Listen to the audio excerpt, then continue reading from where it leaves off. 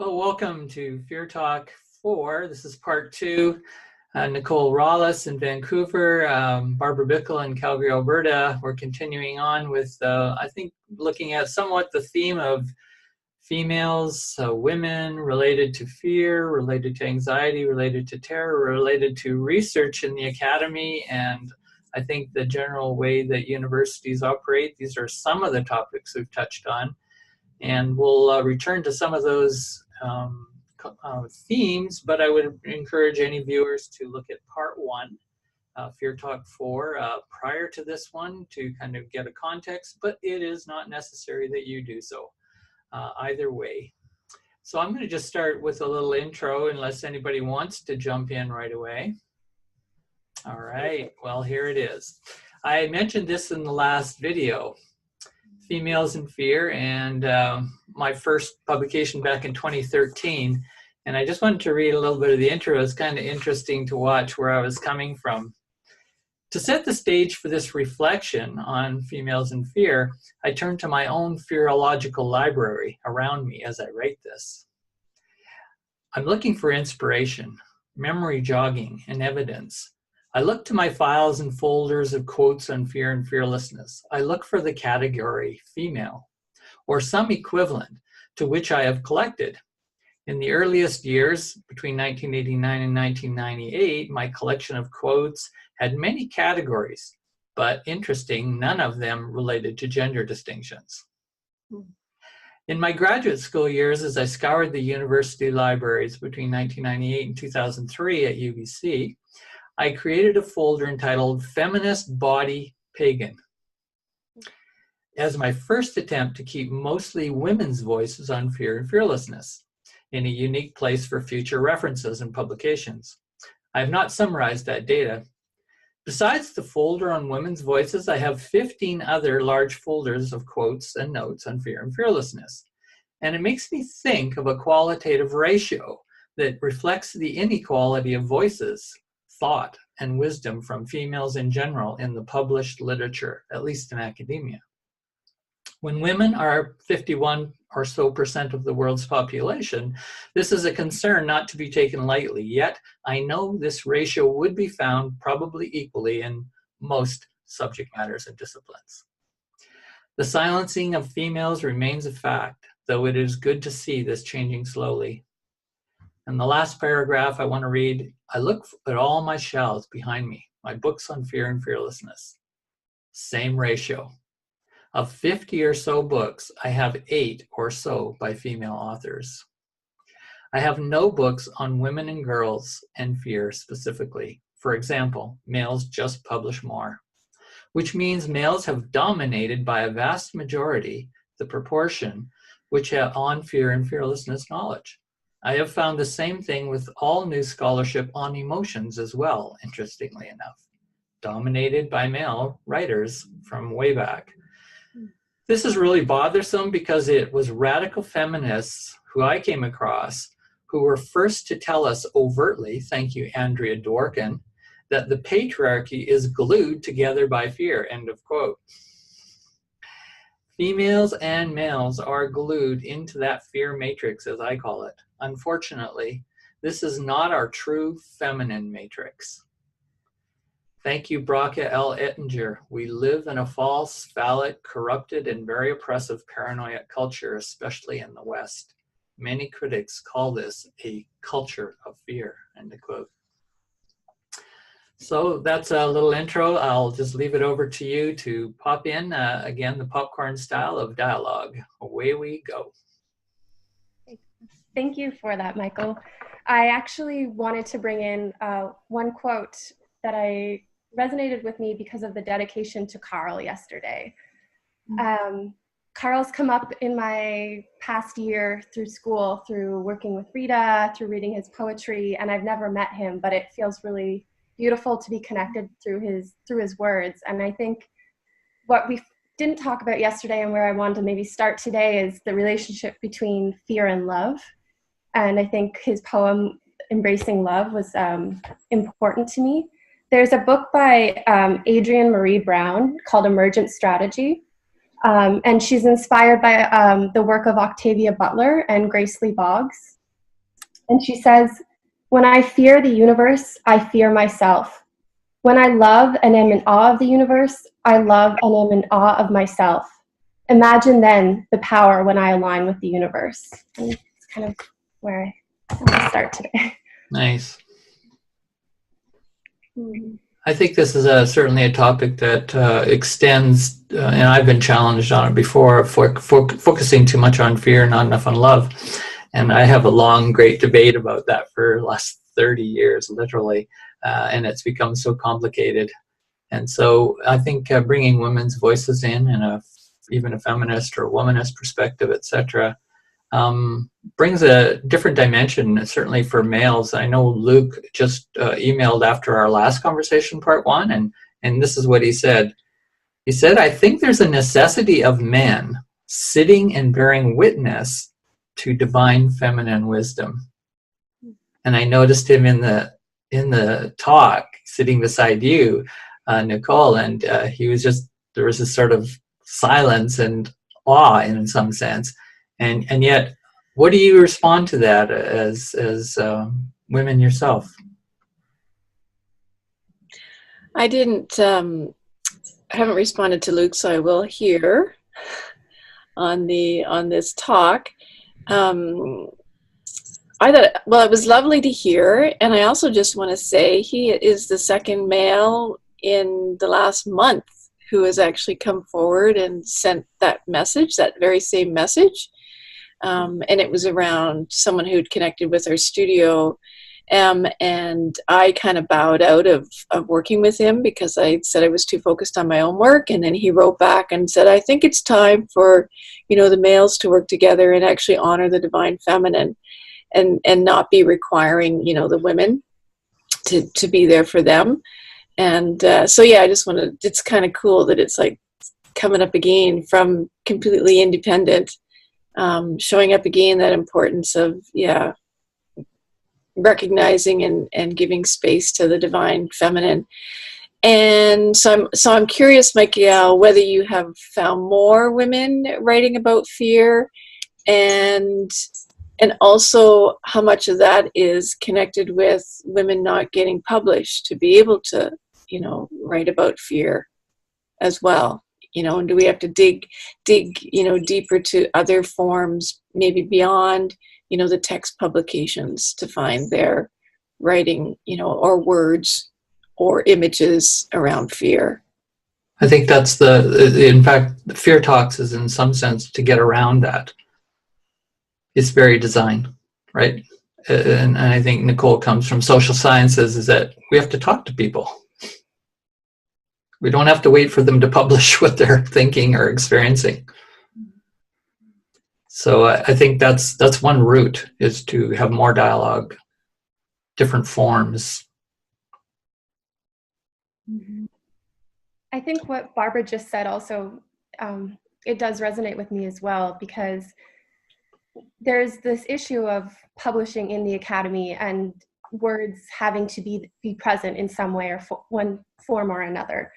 And when we engage in our authentic voices or tap into, I think the word you used was a soft feminism or a spiritual feminism, those words are often challenged in the academy, or I've come across that. So anytime that I've tried to engage in that type of writing or in that type of honesty, and particularly in the social sciences and applied sciences, it's shut down right away. So there's often times where you want to be authentic, and then the academy, in its kind of masculinist patriarchal nature, is saying, no, I want you to write and think in another way.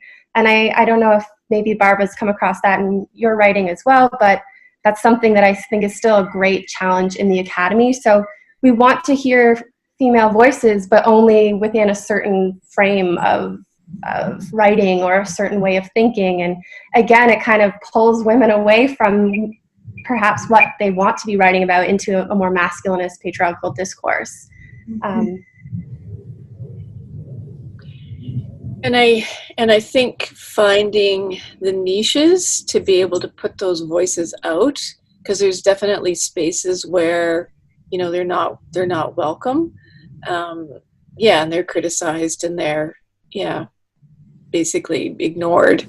So finding the niches, and the other thought that came up to me listening to you, Michael, is I think about my own dissertation study where I worked with, I think it was 13 women spiritual leaders, and us gathering together, and the sharing that we did that I then made, more public through my dissertation study. Like they knew we were having these circles, which we had prior, but doing them within the study and revealing the,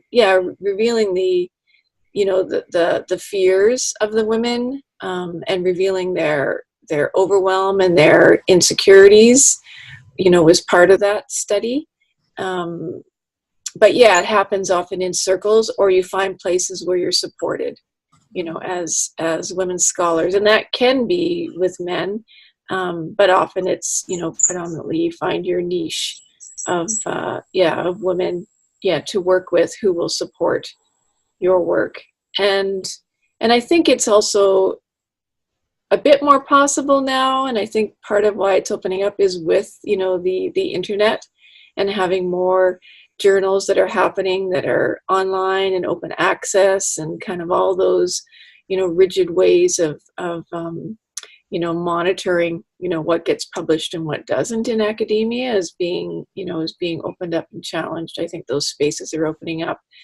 I'm just in the process of editing a journal, and we wrote about it, the co-editor and I wrote about it in the intro, that we chose not to do a blind peer review.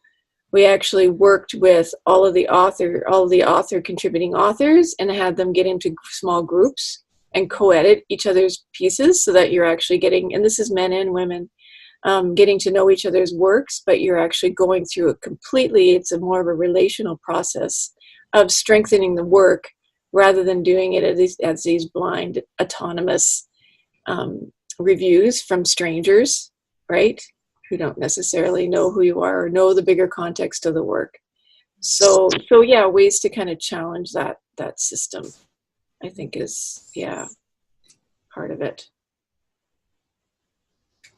There was something that we were, not to backtrack, that kind of came up yesterday, and when I was reflecting in my notes, I noticed I didn't send this point off, but I think it was one of the most emotional moments of our talk yesterday, was the relationship between understanding ourselves and the land. And you had mentioned, Barbara, like your time in Pacific Spirit and kind of the containment of that park and space, and how that relates to haunting and fear and anxieties of the modern world. And I kind of am still sitting on that, because I felt that it was a really powerful moment in the talk, and the relationship between place and the construction of self, and how I think a lot of feminist scholars are trying to engage with that in a meaningful way.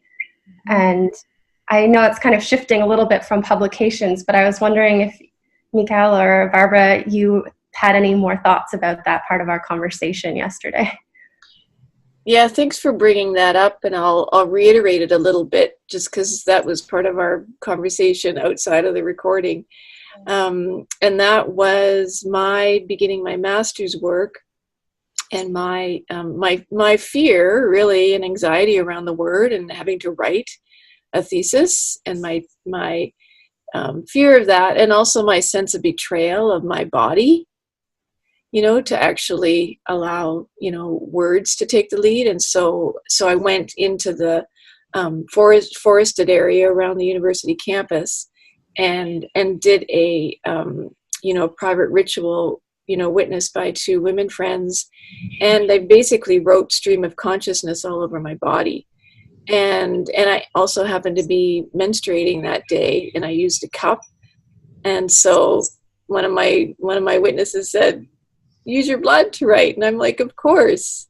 And so it's like bringing the body, bringing the land, of that place, and needing to connect with that land to be able to begin writing a thesis in this institution that's situated on that land, was extremely important. And I spent a lot of time actually clearing, the earth with my hands. Like I spent a lot of time rubbing the earth at the beginning of my ritual. This wasn't a planned ritual. It was just me, making myself naked and having, and knowing I was going to write on my body, but it just emerged. But a lot of it was contact, with the earth. That was really important for me to be able to begin actually writing for the Academy. So that was a piece of that. Yeah, so very important to connect with land. And then also I was reflecting on your piece around your walking in being haunted in the Pacific Spirit Park. I don't know if you want to reiterate your story a little bit, because I found that very powerful as well. Yeah. My walking in Pacific has always been an emotional and spiritual release for me. This campus is very energetic in the sense of there's lots of people coming here every day, and it's very corporate. And the walking was kind of just to return and to acknowledge that we are living on unceded territory. And what does that mean to be working as a settler and doing this kind of work, but on land that is stolen, and it is still stolen, and trying to reconnect with that. And what does that mean for my scholarship and my research?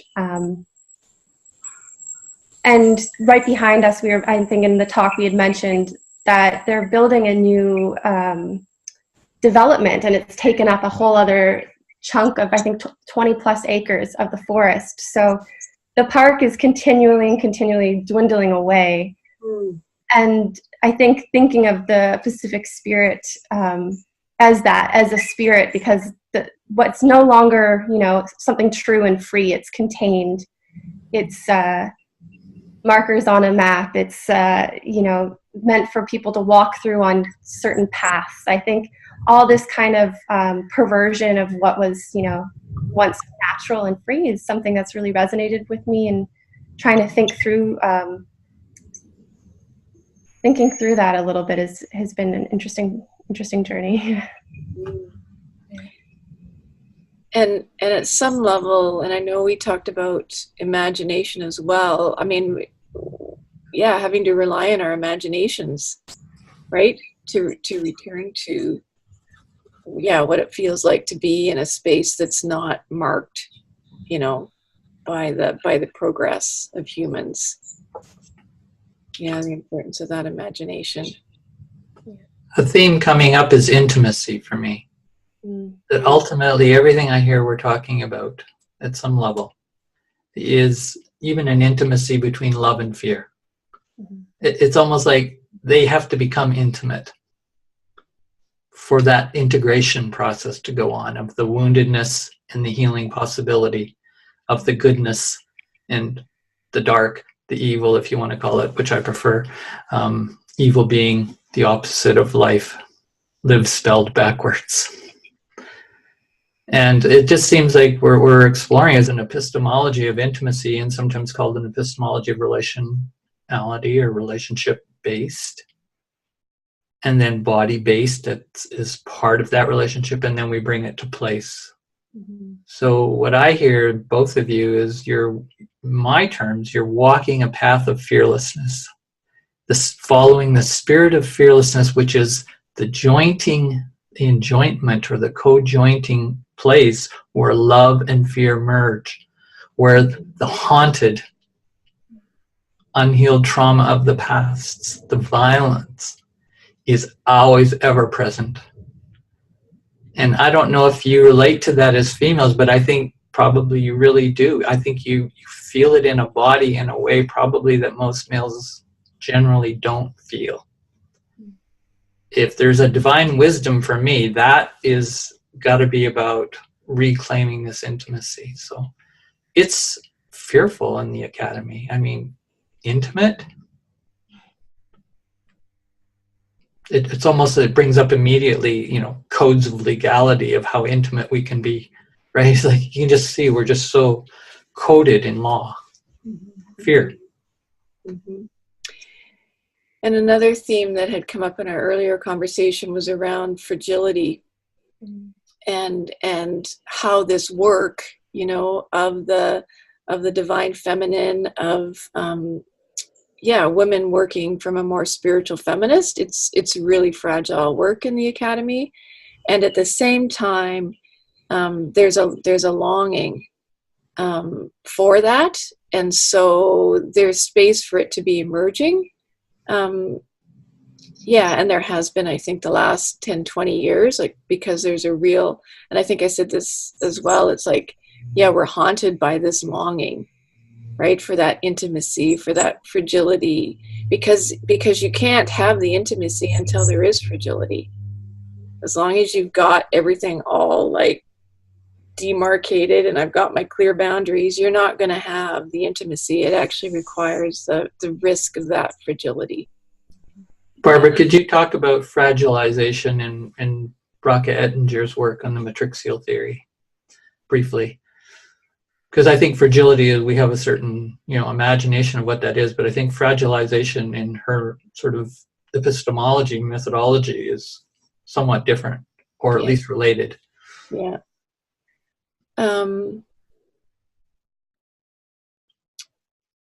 Well, it's like it's a choice to enter that space of fragilization, and doing it with conscious awareness, and that fragilization also emerges when you're connecting with the history and the memory of the trauma of the place. It's not just the people who are living; it's also the ancestors. So there is a fragilization that goes on. That's in that unconscious subconscious space that we can access. I wish I had a quote from Bracha right now off the top, but I don't have one. So, but she writes about the danger of that fragilization and the choice to enter it, and the aesthetic and ethical choice and decision making of that. It's very interesting to me, this idea of fragilization, and as it relates to intimacy as co-relational with each other, but also that work inwards again, like how to become intimate with yourself, how to know yourself, how to open up and let that fragility in. Even in my own personal journey, that's something I don't come from a family that supports radical feminist ideas of self. Trying to enter that on your own and finding your path and finding people who are will nurture that kind of intimacy or give you the courage to enter it. It's an interesting space both within the academy and within our day-to-day lives. So thank you for bringing those two concepts up. Yeah. Mm-hmm. Yeah, it is often not welcome. In our family lives, because our families want us to be safe, right? They don't want us to kind of step out, and make those waves. Yeah. And we could put family, institution, academy, same thing. They're so paternal, right? In that sense. Yeah. Back to the emergent strategy book I quoted earlier by Adrienne Marie Brown. She says, "I often feel like I'm trapped in someone else's imagination and I have to engage my own to break free." And I feel that when we talk about imagination, it is trying to chip away or break from that paternalist, patriarchal imagination that is kind of the overarching way of life in the academy and the family and all the paternal structures. Yeah. Mm-hmm. Yeah, you just actually swung me back to my thesis committee. I had two males on my dissertation committee, and one of them was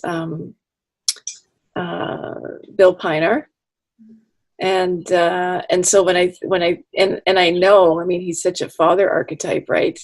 For me, he is anyway, And I've even had him in my dreams show up. And actually, like within the last year, I actually shared it with him. I had this dream that I acknowledged that, yeah, he was actually a father, an academic father for me, and the significance of that. So at some level, we do need, like, the father figure in energy is important as well. Yeah, so it's in the academy, and then you get, the ones that can actually embody that paternal in a supportive way for the for the female voice to come forward. Yeah. Interesting with Bill as a curriculum theorist, he's also, pretty much identified as a queer theorist as well. So I think that makes a lot of sense of a more bridging there in categories of, that queer is so important to critique any kind of categories. Yeah. Huh. I think something that I was resonating coming from our conversation yesterday, and just something I wanted to bring up today, was I think there's a lot of important work being done, this kind of soft feminism, spiritual feminism within the academy, but so many of my inspirations are women who, the daily acts of fearlessness, and they're not, in any way in the academy. And I think of people like Wangari Maathi, who started the Greenbelt movement in Kenya, or even Dawn Morrison, who's doing the Wild Salmon Caravan here in Vancouver. This relationship to women, their bodies, and to nature, and kind of trying to fight to protect both at the same time. And I think I'm constantly inspired by these women who are doing this kind of hard daily work. And how do we bring that into curriculum studies, education studies? How do we bring these kinds of acts of fearlessness, or even the relationalities that they build, and make that into, a more of an academic discussion, or bridge between those two worlds? Because I often feel disconnected between those daily acts of fearlessness and what kind of fearlessness or fear we are talking about in the academy. Mm-hmm. And I think that the curriculum that's within, the Faculty of Education and the artographic methodology, I think brings that in, of bringing these projects in and writing into them, as examples, right? Or doing studies with them. Bringing those in. So I think about that, and I also, we shared yesterday around following the art, and that continued for me, and continues for me in my own research, is following the art, and that often involves projects, right, which take you out into the world. And now I was telling Miguel that I have all this art that I've done, and now I want to write about it, but it's not just about it. I want to write into it. So it's not just about writing about these projects, but it's re-entering and writing into them, and expanding them, because I know I get so much more when I enter a writing process, around the art that I've done. It's like, oh my gosh, like I really take in the magnitude of it, which, when you're doing it, you have some, but not to the same degree as when you write into it. So I think that's part of, and I see it happening more within the academy, of that bridging of arts projects and socially engaged art, which to me is bridging the art world with, the academic world. And activism. And the activism that's part of that. Yeah, as well. Yeah, it's very exciting to see that happening. Do you have a sense, Nicole, of how you might bridge those worlds? Do you have images, visions, imaginations for? I've always been deeply involved in different forms of activism outside of the academy, and I try to continue to do so, and trying to bridge them, and whether that means sacrificing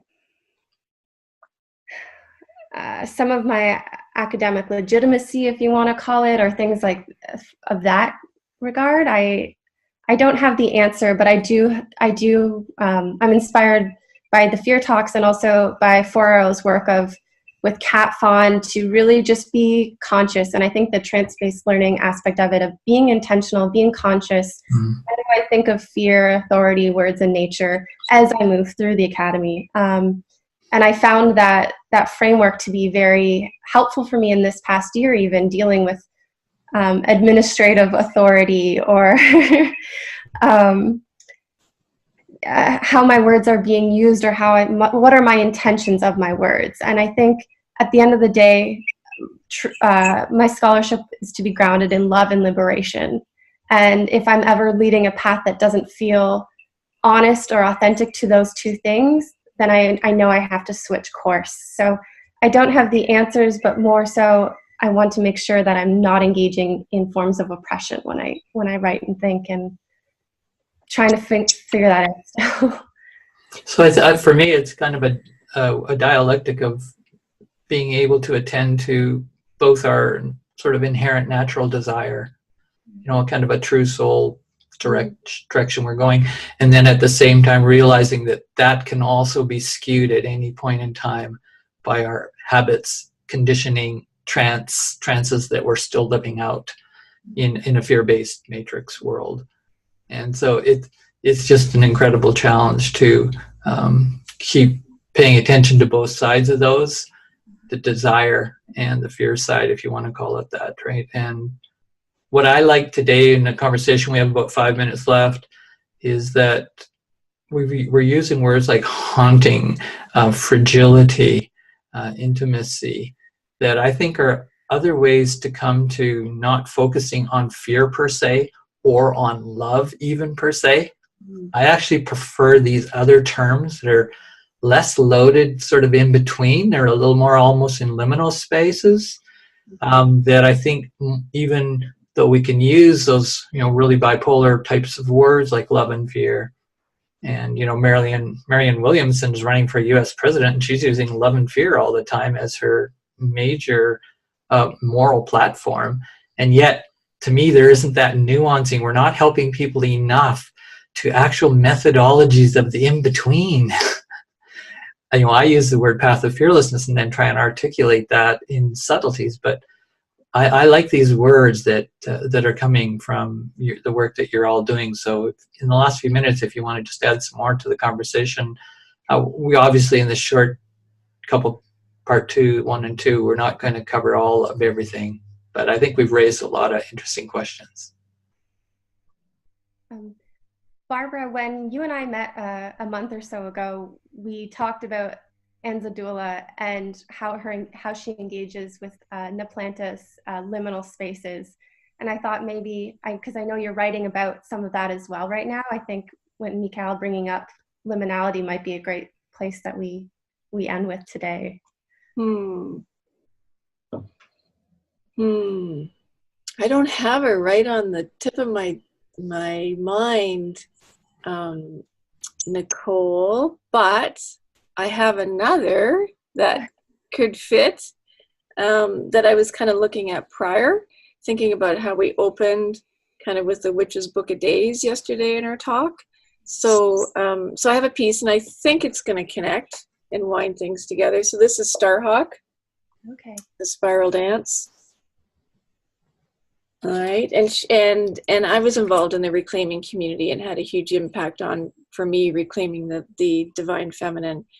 So this is her talking about magic, and I think the Nepantla and what Anzaldua is talking about is about magic as well, being willing to enter into the magical space. So she talks about learning to work magic is a process of neurological repatterning, of changing the way we use our brains.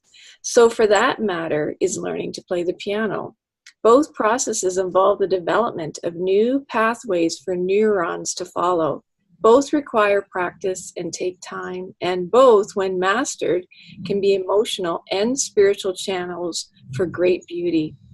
Magic requires first the development and then the integration of right hemisphere, spatial, intuitive, holistic patterning awareness, it opens the gates between the unconscious and the conscious minds, between the starlight and flashlight vision. In so doing, it deeply influences an individual's growth, creativity, and personality. And I like that starlight and flashlight vision. Yeah. But yeah, creating those new pathways, and I feel like that's what the Nepantla work, the divine feminine work, the spiritual feminism within the academy is actually opening up. Like, we all have it, and it's opening up those new, neuron pathways. And once enough of them are opened up, then it can, that's the work, is to be opening them up and to trust that they're being opened. Right? And that we'll be able to connect more and more and have it understood more and more. And trust that it's enough. Neural reprocessing, reprogramming, detrancing ourselves. In some ways, Nicole, it doesn't always look like the activism, that is out on the front line, right? Yeah, that's the slow activism. Yeah. Nicole, would you like to end? I'm kind of sitting in awe of what I just heard from Barbara. So if either of you could end, I just want to say thank you for inviting me on this journey, because I'm at the beginning of this journey, and it feels great to engage with both of you. Well, you're very inspiring, certainly to me, and I know to Barbara, someone starting out on the journey and going from social science trained and the background of all that. Thank you for breaking out. I just wanted to say thanks, and yeah, it's been great, sharing with you, and I look forward to our conversations expanding. Me too. Thanks, Nicole. Thanks, Michael. Okay, bye-bye.